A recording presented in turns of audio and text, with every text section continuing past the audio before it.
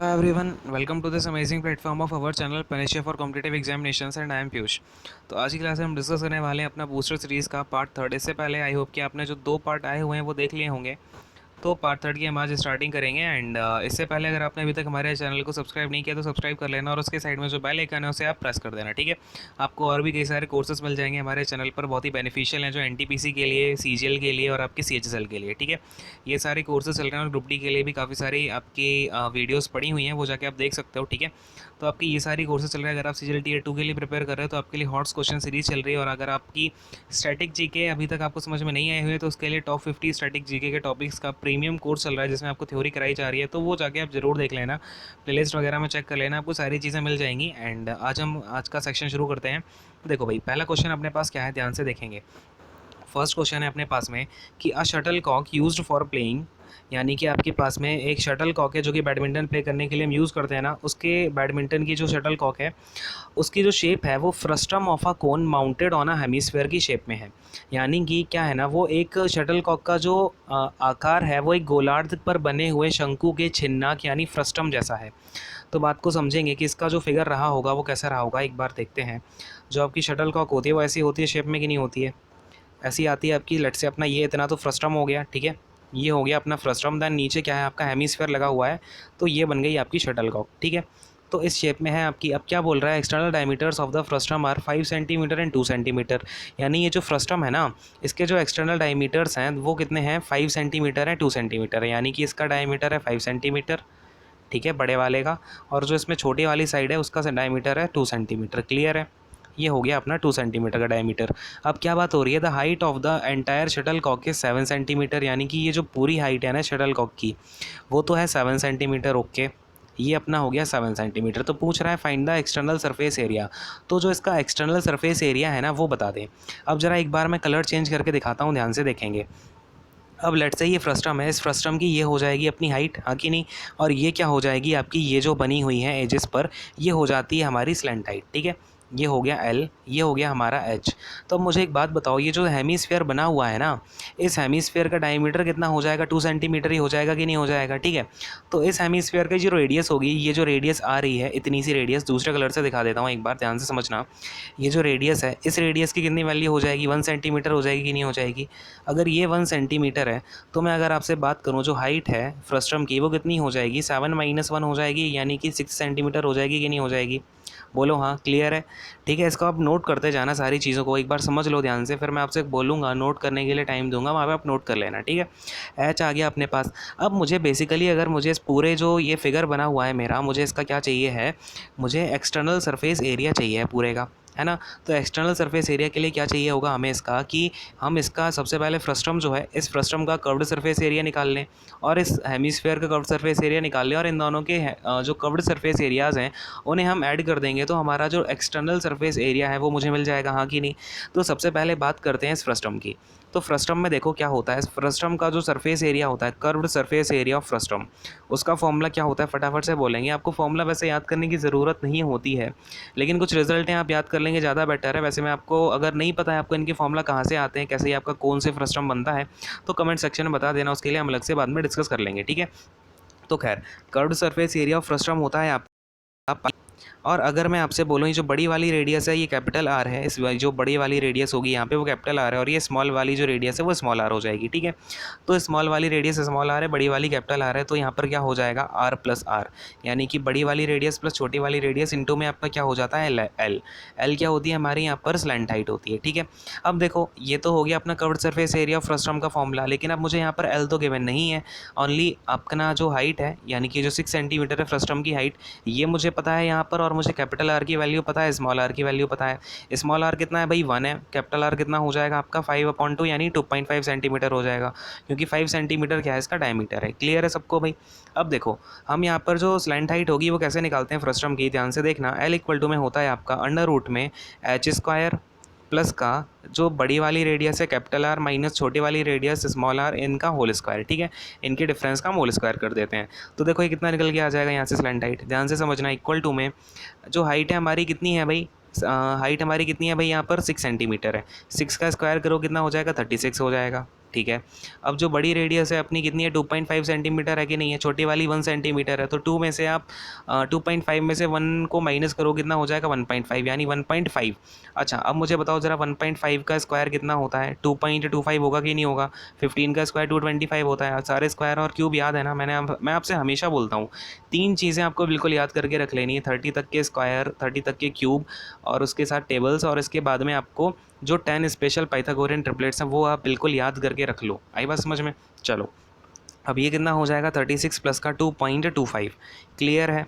तो अब देखो ये कितना निकल करके आ जाएगा, दूसरा कलर मैं यहाँ पे यूज़ कर लेता हूँ, ध्यान से देखेंगे कितना आ जाएगा यहाँ पर हमारा एल इक्वल टू यहाँ से हो जाएगा 36 प्लस 2.25, ये कितना हो जाएगा अंडर रूट का 38.25 हो जाएगा कि नहीं हो जाएगा।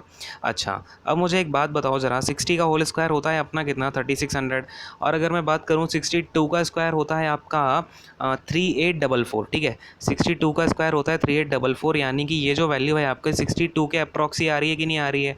यानी अगर मैं यहाँ पे बीच का दो दो 2 पॉइंट के बाद एक पॉइंट है, यानी कि ये कहीं ना कहीं आपका एल जो है इक्वल होगा। ये ना मैं लमसम इक्वल बता रहा हूँ कितने 6.2 के, तो मेरी हाइट है वो लमसम 6 पॉइंट ही आ गई। बात समझ में आ रही है, बात समझ में क्लियर हो रही है यहाँ पे आपको। मैंने क्यों 6.2 लिया है, क्योंकि आपका 60 से तो मैंने देखा बड़ा हो रहा है, 3600 होता है 60 का स्क्वायर। फिर मैंने 62 का देखा भाई, 62 का स्क्वायर होता है आपका 3844, तो मैंने देखा भाई हाँ 62 के स्क्वायर के बहुत ज़्यादा करीब है पॉइंट के बाद, यानी कि 6.2 के लमसम जो है इसकी वैल्यू आएगी।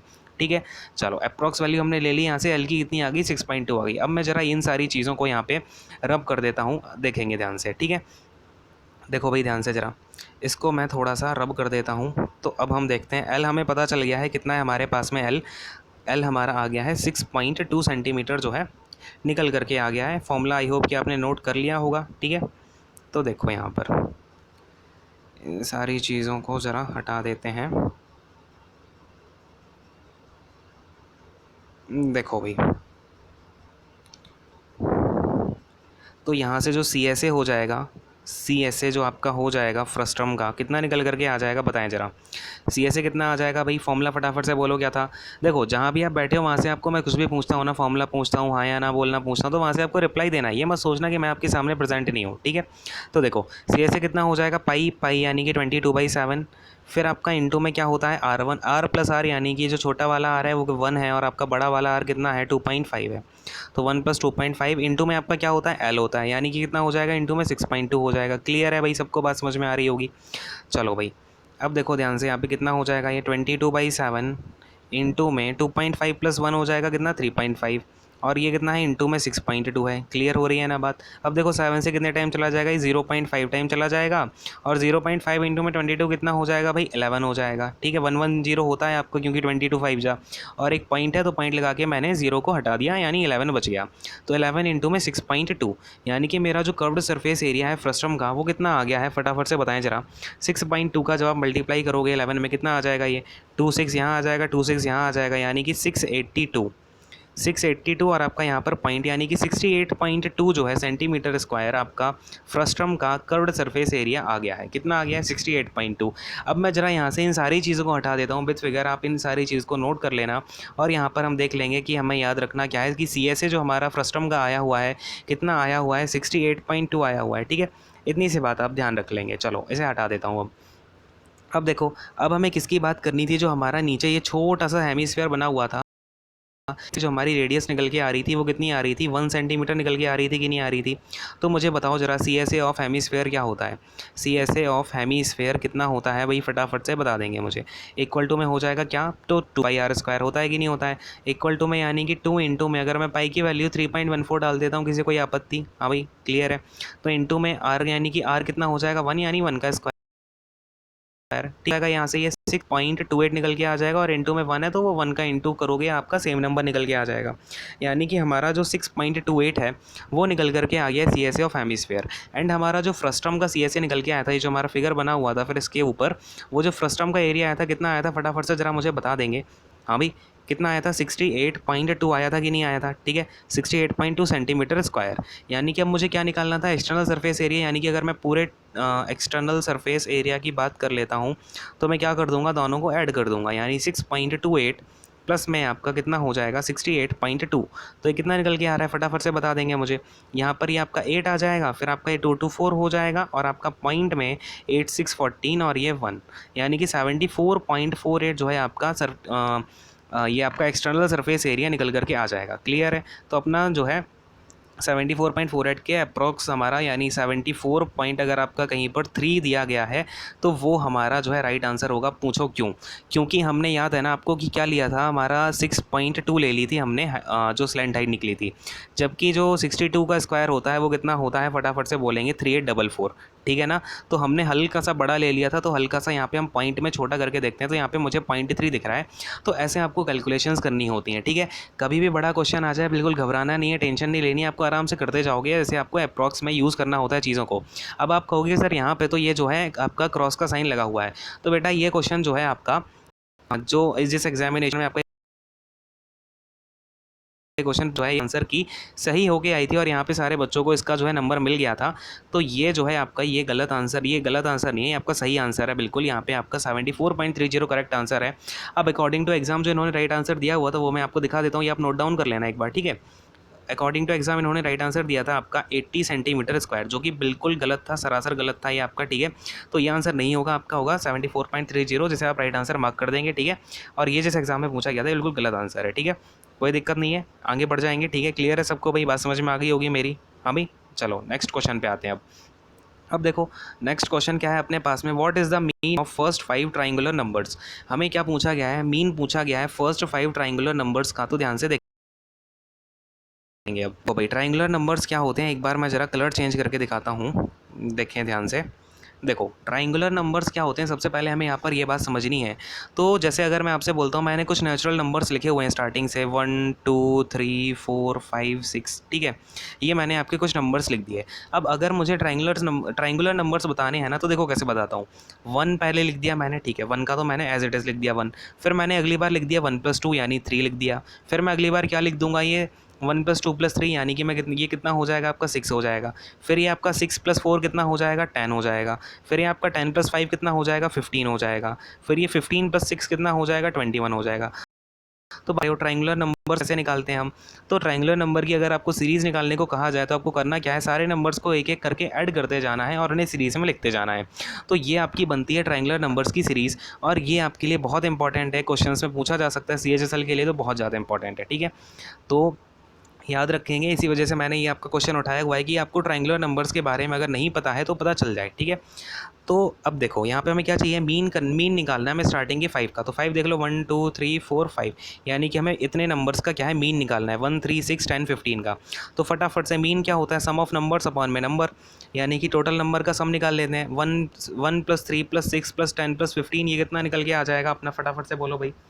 ये आ जाएगा अपना 15 25 25 31 34 35, यानी कि 35 आ गया। ठीक है। टोटल नंबर कितने 5 हैं, अपॉन में 5 कर दो, ये कितना हो जाएगा 7, यानी कि मीन कितना निकल के आ गया हमारा 7 निकल के आ गया कि नहीं आ गया। कौन सा ऑप्शन सही हो जाएगा, ऑप्शन नंबर 1 जो है बिल्कुल सही दिया हुआ है, राइट आंसर हो जाएगा हमारा ये। क्लियर है सबको? बात समझ में आ गई कि नहीं आ गई? तो आप ये स्पेशल जो है अलग से नोट बना के अपनी कॉपी में लिख लेना कि ट्राइंगुलर नंबर्स क्या होते हैं, ऐसी आप सीरीज़ बना के लिख लेना एक। ठीक है। ये आपका रीजनिंग में भी यूज़ होता है, और रीजनिंग में आपके कई बार क्या ट्राइंगुलर नंबर की सीरीज़ बना के दे दिया जाता है, फिर पूछ लेते हैं कि इसे कैसे हम एवेल्यूएट करेंगे। ठीक है। चलो इसे हटाते हैं, बातें हैं फटाफट से अपने नेक्स्ट क्वेश्चन पे। देखो भाई अब नेक्स्ट क्वेश्चन क्या दे रखा है हमको, ध्यान से देखेंगे। इन 900 मीटर रेस, अब आपका ये अगेन बहुत अच्छा क्वेश्चन है, प्यारा क्वेश्चन है, इसे आप देख लेंगे और आपका ये CHSL में % चांसेस बनते हैं। ये ना रेसिंग का क्वेश्चन क्योंकि आपका ज़्यादातर देखा नहीं जाता है, और अगर आपका आता भी है तो ये मोस्टली जो है CHSL या फिर आपका CPO में देखने को ही मिलता है। ठीक है। तो देखो समझते हैं इस क्वेश्चन को ध्यान से ज़रा। क्या बोला गया है हमसे, इन 900 मीटर्स की race Satish beats Kiran by 270 metre, यानी कि सतीश जो है किरण को हरा देता है 270 मीटर से। ठीक है। और राहुल बाई 340 मीटर्स, यानी राहुल को हरा देता है वो 340 मीटर से। Then by how many metres does Kiran beat Rahul in the same race. तो बच्चों समझना है इस क्वेश्चन में पूछा क्या गया है, अगर आपको मैं यहाँ पर एक लेट से अपनी ये जो है रेस का ट्रैक है पूरा, ठीक है, ये रेस का ट्रैक कितना हो गया 900 मीटर्स का हो गया। क्लियर है। ये रेस का ट्रैक है मेरा पूरा 900 मीटर्स का। अब देखो ज़रा दूसरे कलर से मैं यहाँ पर बात कर लेता हूँ। लेट्स से यहाँ पे अपना जो सतीश है, सतीश ने तो पूरी रेस कवर कर ली, तो सतीश पहुँच गया एंड पॉइंट पर।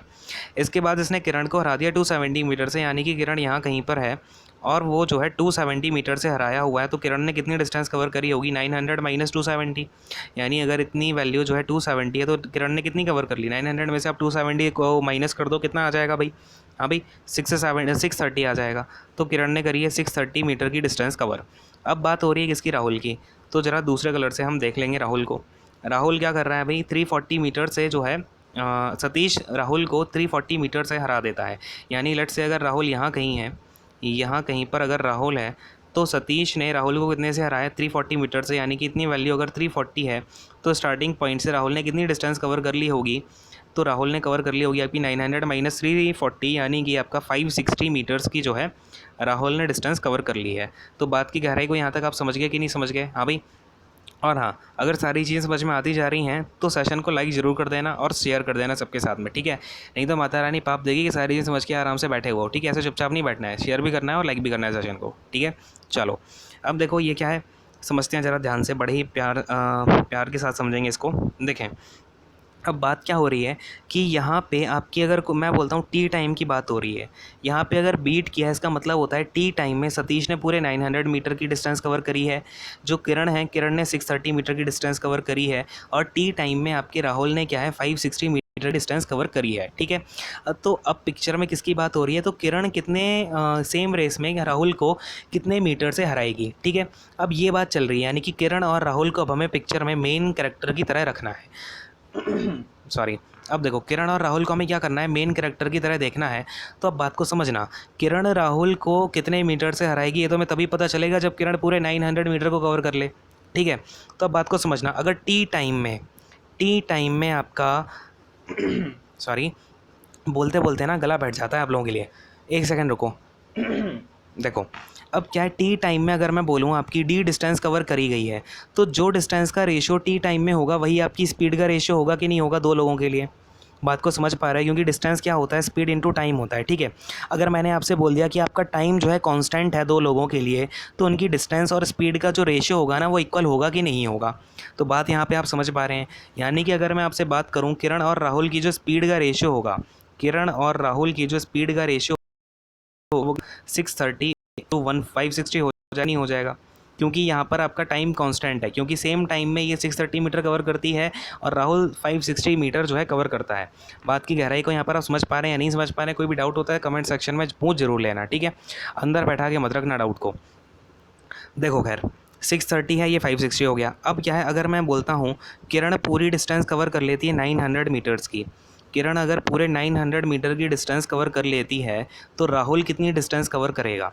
तो मुझे एक बात बताओ, किरण ने कितनी कर ली? 900 मीटर। और जो रेशियो का फैक्टर है यहाँ पे हमें राहुल का चाहिए, यानी कि राहुल अगर मैं ऊपर रखता हूँ 560 अपॉन में क्या रख दूंगा मैं यहाँ पर 630 है ना?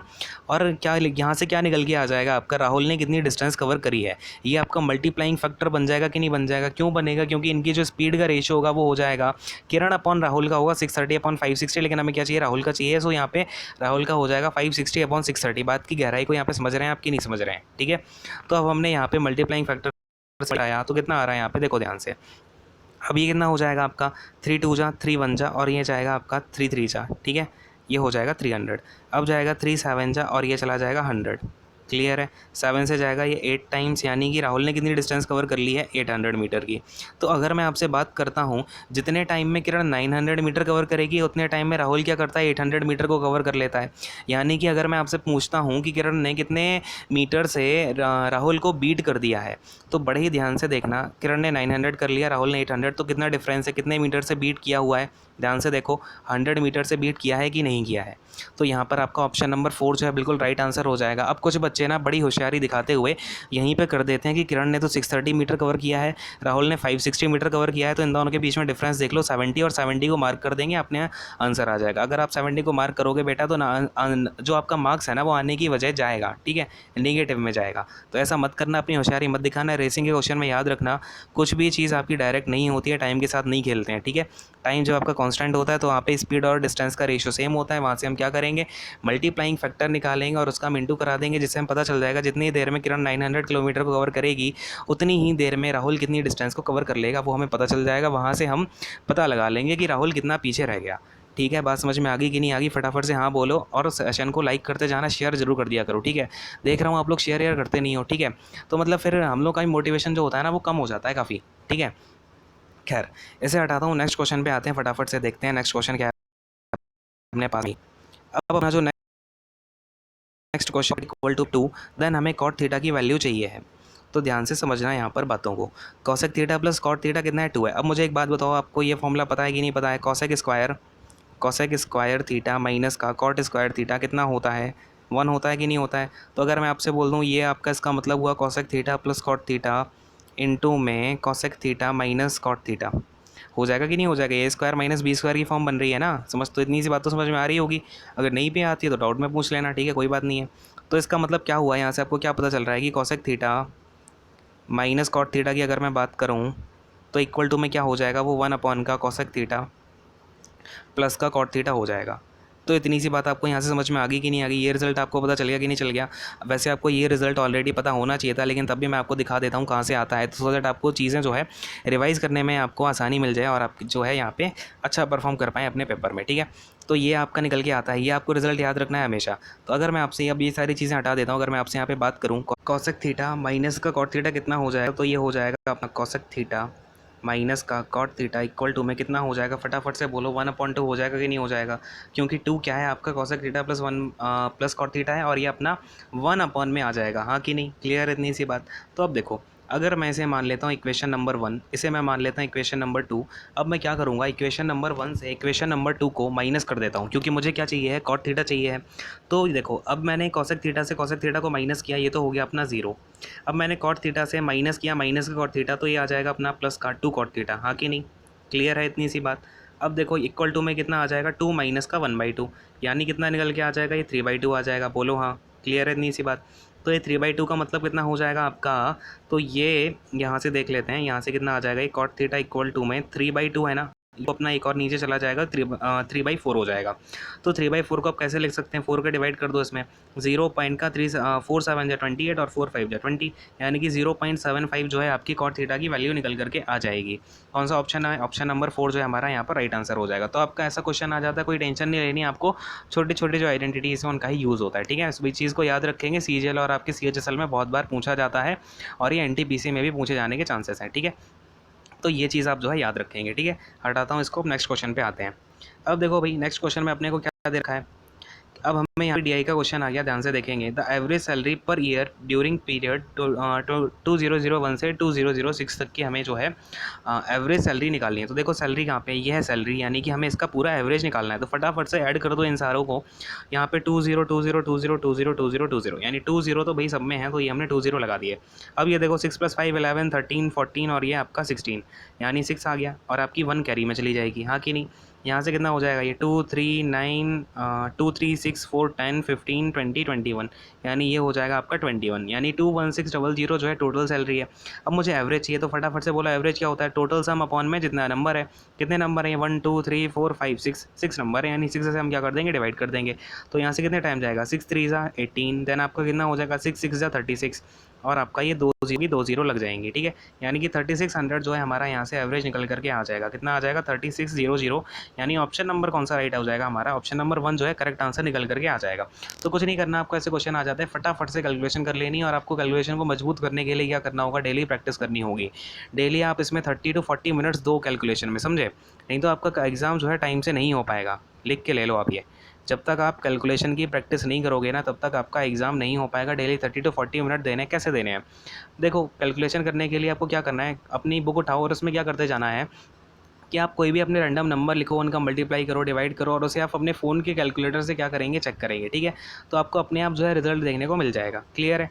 चलो इसे हटाता हूँ, बातें अपने फटाफट से नेक्स्ट वाले क्वेश्चन पर। ठीक है भाई, आ जाएँ। कोई किसी को आपत्ति तो नहीं है यहाँ पे, है भाई? हाँ, सेशन को लाइक करते रहना आप लोग ना, थोड़ी सी कंजूसी कर देते हो, मतलब बड़े ही कंजूस किस्म के इंसान हो। ये नहीं देख रहे हो आपको देख पढ़ने को क्या क्या मिल रहा है। खैर, अब देखो ये 2 sec स्क्वायर एक्स माइनस का tan square x equal to में 5 है और 0 से लेके x तक की वैल्यू है, तो हमें x की वैल्यू पूछी गई है। तो यहाँ पर देखो फटाफट से ज़रा क्या लिखा है अपने पास में? 2 sec स्क्वायर एक्स माइनस का tan square x equal to में कितना गिवन है हमको? तो इक्वल टू में ये गिवन है 5। Wait a second, tan square x है, ठीक है। अब देखो, अब मैं अगर यहाँ पर आपसे बोलूँ ये सेक टू सेक स्क्वायर एक्स है ना, मैं इसको ऐसे लिख देता हूँ, सेक स्क्वायर एक्स प्लस में सेक स्क्वायर एक्स और आपका माइनस का क्या हो जाएगा ये tan स्क्वायर एक्स, है ना, इक्वल टू में कितना हो जाएगा ये 5 गिवन है। तो मुझे एक बात बताओ, यहाँ से आपको कोई चीज़ चमक रही है क्या? देखते हुए आंखों में कुछ चमक महसूस हो रही है क्या? ये क्या है आपका sec square x minus tan square x बन रहा है, इसकी वैल्यू क्या होती है भाई? फटाफट से बोलेंगे, 1 होती है कि नहीं होती है? तो ये sec square x plus 1 equal to कितना हो गया? 5 हो गया। समझ गए कि नहीं समझ गए? और यहाँ से आपका क्या हो जाएगा, अब sec square x equal to में आ जाएगा 4। क्लियर है? तो यहाँ से आपका जो सेक एक्स है वो कितना निकल करके आ जाएगा? 2 निकल के आ जाएगा कि नहीं निकल के आ जाएगा? हाँ भाई, सेक एक्स जो है अपना 2 निकल के आ जाएगा। अब मुझे ज़रा एक बात बताओ, अच्छा प्लस माइनस का 2 आएगा ये, लेकिन यहाँ पर अपना जो है एक्स की वैल्यू 0 से 90 के बीच में ही है, तो हम क्या करेंगे यहाँ पे माइनस की वैल्यू नहीं लेंगे, ओनली प्लस की वैल्यू लेंगे, ठीक है। इतनी सी बात क्लियर है? आप फिर नहीं तो आप डाउट में पूछ लो कि सर प्लस माइनस क्यों नहीं लिया, ठीक है। ये आप याद रखना कि आपकी एक्स की वैल्यू कहाँ से कहाँ के बीच में दी गई है, उसी के हिसाब से हम जो है वैल्यू को ले रहे होते हैं, ठीक है। तो अब यहाँ से हमारा जो सेक एक्स है वो हमारा 2 निकल करके आ गया है। और सेक एक्स की वैल्यू 2 कब होती है? जब हमारा एक्स कितना हो, 60 डिग्री हो। क्लियर है? क्योंकि आपके सेक्स 60 डिग्री की वैल्यू होती है 2। याद है सभी को? बात समझ में आ गई? यहाँ तक सबको क्लियर है? यानी हमारा जो ऑप्शन नंबर 4 है राइट आंसर हो जाएगा बिल्कुल। एंड आई होप कि आपको चीज़ समझ में आ गई होंगी। एंड देखो बस यहाँ पे क्या है, आपका छोटी सी चीज़ें आपको पकड़नी होती हैं और इन क्वेश्चंस में ज़्यादा कुछ होता नहीं है। और आपके इक्वेशन वाले क्वेश्चन में आपको सीजीएल के जो पेपर कराए हुए हैं उनमें मैं आपको बहुत सारे इक्वेशन के जो ट्रिक्स होती हैं, टिप्स होती हैं, वो सारी मैं करा चुका हूँ कि आपको कैसे उन क्वेश्चंस को सॉल्व करना होता है, और उससे आपके सारे क्वेश्चन ईजिली सॉल्व हो भी जा रहे होंगे, ठीक है। चलो भाई, इसको हटाता हूँ, नेक्स्ट क्वेश्चन पे आते हैं। अपना नेक्स्ट क्वेश्चन क्या बोलना चाह रहा है हमसे है, find the fraction which is as much greater than 4/7 as it is less than 5/6। तो जरा इस क्वेश्चन को पढ़ो और खुद से ट्राई करने की कोशिश करो, बहुत ईजी क्वेश्चन है, ठीक है। तो पॉज कर लो फटाफट से, अगर अभी तक पॉज नहीं किया ना तो चुपचाप कर लो, आए बस समझ में। देखो खैर, अब क्या है, आई होप कि आपने ट्राई करके देखा होगा एंड कई सारे लोगों को आ भी गया होगा। अब देखो, अगर मैं आपसे यहाँ पे एक एग्जांपल लेता हूँ, मैं आपसे बोलता हूँ कि ये आपका 4 है, ये नंबर 5 है, इन दोनों के बीच में क्या कौन सा नंबर आएगा, ठीक है। तो आप कैसे निकालते हो बीच का नंबर? कैसे निकालते हैं बीच का नंबर? हम 4 का प्लस 5 और अपॉन में 2 ऐसे निकालते हैं कि नहीं निकालते हैं? इन दोनों का हम एडिशन कर देंगे और डिवाइड बाई 2 कर देंगे। चाहे आप ऐसे करके देख लो, या फिर आपको मैं बोल देता हूँ कि लेट्स से 2 और 6 के बीच में मुझे एक नंबर निकालना है, तो कौन सा हो जाएगा वो? 2 + 6 अपॉन 2, यानी कि कौन सा हो जाएगा वो? 4 हो जाएगा, हाँ कि नहीं? यानी 4 जो है बीच में आता है, बिल्कुल सही बात है। इसके बाद 5 आता है, यहाँ पे बीच में 3 आता है, 2 3 4 और 5 6, तो 4 अपना जो है बिल्कुल बीचों बीच आ गया। तो यही बात आपसे यहाँ पर पूछी जा रही है कि ऐसी कौन सी फ्रैक्शन होगी जो उतनी ही ज़्यादा बड़ी होगी 4/7 से जितनी वो छोटी है 5/6 से। मतलब जो फ्रैक्शन वो पूछ रहा है ना, वो बीच वाली फ्रैक्शन पूछ रहा है आपसे बिल्कुल, मतलब जितना उसका यहाँ पर डिफरेंस हो उतना ही उसका यहाँ से डिफरेंस हो। बात की गहराई को समझ पाए हैं? तो देखो बस अब क्या करना है आपको, बात समझ में आ ही गई होगी मेरी। तो कैसे निकालते हैं हम इनके बीच की डिजिट, कैसे निकाल लेंगे, फिर बीच की जो हमें फ्रैक्शन पूछी गई है वो हम कैसे निकाल रहे होंगे। तो भाई ध्यान से देखो जरा, 4/7 है, प्लस में कर दो आप क्या 5/6 और डिवाइड कर दो 2 से, ठीक है। डिवाइड बाई 2 और यहाँ पे मैं एक बार 1 भी लिख देता हूँ सो दैट आपको आगे कन्फ्यूज़न क्रिएट ना हो, ठीक है। इसका मैं एलसीएम ले लेता हूँ, कितना आ जाएगा? 42 आ जाएगा, और इसका ऊपर जाएगा कितना? ये 24 और प्लस में 35 और आपका अपॉन में क्या है? 2/1 है। क्लियर है? बात की गहराई को समझ पा रहे हैं यहाँ पर? तो ये कितना हो जाएगा? ये हो जाएगा आपका 59। देखो भाई 59, ये हो जाएगा 1 का इंटू यहाँ पर होगा और आपका 2 का इंटू 42 के साथ होगा, ये हो जाएगा आपका 84। यानी 59 अपॉन का 84 जो है फ्रैक्शन आपकी बीचों बीच होगी, यानी वो उतनी ही बड़ी होगी 4/7 से जितनी वो छोटी है 5/6 से, ठीक है। तो कौन सा ऑप्शन हो जाएगा? ऑप्शन नंबर 3 यहाँ पे हमारा राइट आंसर हो जाएगा। कई बच्चे ना इन्हीं क्वेश्चंस को छोड़ के आ जाते हैं एग्जाम में, जो क्वेश्चन उनको फटाफट से नंबर दिलवा के टाइम भी सेव कराएंगे, आपको नंबर भी दिलवाएंगे, ठीक है। तो ऐसे क्वेश्चन होते हैं, छोटी मोटी चीज़ें जो आपको देखनी होती हैं। एंड यही सारी चीज़ें हम आते हैं फटाफट से हम अपने नेक्स्ट क्वेश्चन पे। अगर आपको ये चीज़ नहीं पता थी तो उसे आप फटाफट से नोटबुक में नोट कर लिया करो, ठीक है। ऐसा मत किया करो कि आप अपने आप को बिल्कुल फन्ने का समझ के सोचते हो कि मैंने तो समझ ली चीज़ों मेरे माइंड में रह जाएंगी। लेकिन बेटा ये लगता है स्टार्टिंग में हाँ मुझे समझ में आ गया, लेकिन आज से 1-2 मंथ के बाद आप भूल जाओगे, ठीक है। इसलिए नोट कर लिया करो, अपने हाथ से एक बार चीज़ निकाल लेते हैं ना हम, तो वो चीज़ें हमारे माइंड में काफ़ी टाइम तक रिटेन हो पाती है, ठीक है। खैर नेक्स्ट क्वेश्चन पे आता हूँ, देखें भाई इसे। अब देखो नेक्स्ट क्वेश्चन में हमसे क्या बोल रहा है, the selling price of an item inclusive of 10% profit was 440 rupees. ठीक है भाई, इजी सा क्वेश्चन है, पॉज करके जरा खुद से जरा सॉल्व करके मुझे आंसर बता दो यहाँ पे, ठीक है। तो देखो अपने पास क्या बोल रहा है कि on selling, at a second, ये है on selling the an item inclusive of 10% profit. यानी कि अगर मैं बोलूँ मेरी जो प्राइस है उसकी CP है किसी भी चीज़ की, जो मेरा आइटम है उसकी CP 100 रुपीज़ है और अगर मैं बोलूँ 10% का प्रॉफिट के बाद यहाँ पर मुझे क्या मिल गया, 10% का प्रॉफिट मिल गया है, तो मेरी जो एसपी हो जाएगी वो कितनी हो जाएगी, 110 हो जाएगी। बस अब 110 की वैल्यू वो मुझे क्वेश्चन में बोल रहा है कि 440 रुपीज़ है, 440 रुपीज़ है। यानी कि यहाँ से 1 की वैल्यू कितनी आ जाएगी भाई, 4 रुपीज़ आ जाएगी। तो अगर मैं यहाँ पर आपसे सीपी की बात करूँ तो सीपी एक्चुअली में कितना हो जाएगा, 100 इंटू 4 यानी कि 400 रुपीज़ जो है मेरा सीपी हो जाएगा। क्लियर है यहाँ तक? आपको पिक्चर समझ में आ गई कि नहीं आ गई?